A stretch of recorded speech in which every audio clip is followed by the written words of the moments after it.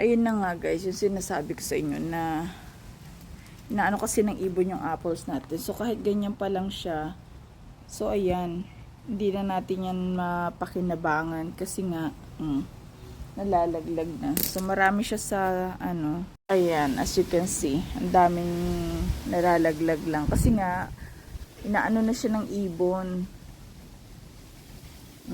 Kita nyo naman, ayan, everywhere. So ano na lang matitira sa atin, 'di ba? Ayan yung apple natin, medyo malakas ang hangin. So ayan siya guys, ayan.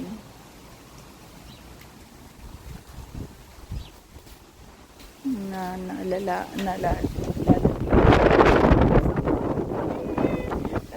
na si Ninang. Kamusta naman yung buhok natin na ganyan?